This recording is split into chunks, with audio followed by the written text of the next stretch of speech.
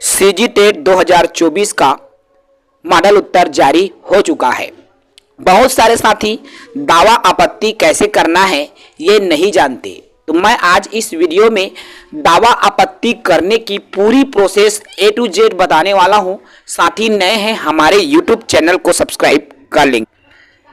सबसे पहले इस लिखित रूप में आप समझिए, जब आप गूगल या फिर क्रोम ब्राउजर में जाएंगे और क्रोम ब्राउजर में जा करके vyapam.cgstate.gov.in पर सर्च करेंगे तो आपके सामने सीजी व्यापम का एक पेज ओपन हो जाएगा। उसके बाद जब ऑनलाइन एप्लीकेशन वाले पेज में जाएंगे, देखिए तो एक चीज और यहां पर याद रखना, जब ऑनलाइन आप रजिस्ट्रेशन नंबर आईडी पासवर्ड डालने वाले पेज में जैसे ही जाएंगे तो अपना दावा आपत्ति दर्ज करने के लिए आप पोर्टल में पंजीकृत मोबाइल नंबर और पासवर्ड के साथ में आप अपने प्रोफाइल को ओपन करेंगे लॉगिन करके। उसके बाद उसी में नीचे की तरफ आपको दिख जाएगा दावा आपत्ति का ऑप्शन, लेकिन इसके पहले आपको जो दावा आपत्ति का मैनुअल है उसको आपको एक बार अच्छे से पढ़ लेना है। मैं इस वीडियो में उसको भी पढ़ के बताऊंगा। आप जो मैनुअल को पढ़ेंगे तो डिटेल समझ में आ जाएगी, फिर आप दावा आपत्ति कर लेंगे। एक चीज याद रखना, जिस प्रश्न के लिए आप दावा आपत्ति कर रहे हो उसका जो प्रूफ है आप सॉफ्ट कॉपी में अच्छे से रख लेंगे, क्योंकि उसमें आपको अपलोड करना होता है। तो जो भी साथी दावा आपत्ति कर रहे हैं विथ प्रूफ दावा आपत्ति करें। एक चीज मैं और आपको बता दूं, इधर मार्केट में जो पब्लिकेशंस की बुक आती है वह अलाउड नहीं होता, नॉट अलाउड है। तो आप ध्यान रखें, आप ACERT द्वारा जो मुद्रित पुस्तक है उसी को आधार मान करके ही आप दावा आपत्ति करें, या फिर पंडित सुंदरलाल शर्मा मुक्त विश्वविद्यालय द्वारा जो प्रिंटेड बुक आती है उसको भी आप उपयोग कर सकते हैं दावा आपत्ति करने के लिए। या फिर SCERT रायपुर या अन्य राज्य के SCERT या सेंट्रल के NCERT के बुक का भी आप दावा आपत्ति करने के लिए प्रमाण के तौर पर उपयोग कर सकते हैं।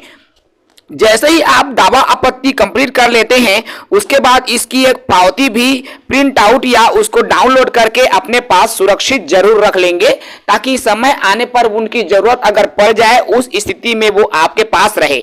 एक चीज मैं और आपको बता दूं, सप्रमाण अर्थात पूर्ण प्रमाण के साथ दावा आपत्ति करने की जो तिथि है वह 16 अगस्त तक निर्धारित है, अर्थात आप 16 अगस्त तक दावा आपत्ति कर सकते हैं। दावा आपत्ति करने के लिए आपको 50 रुपए का दावा आपत्ति का शुल्क लगता है साथियों। तो बिल्कुल अगर आप बिना शुल्क के दावा आपत्ति करेंगे तो आपका आपत्ति अस्वीकार कर दिया जाएगा, इसलिए 50 रुपए शुल्क के साथ ही आप दावा आपत्ति करें।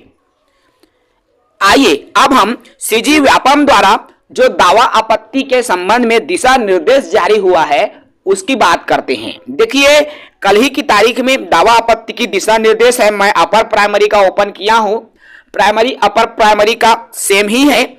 इसमें साफ तौर पर लिखाई दिया है। देखो, 16 अगस्त तक दावा आपत्ति करने की डेट है 3 बजे तक।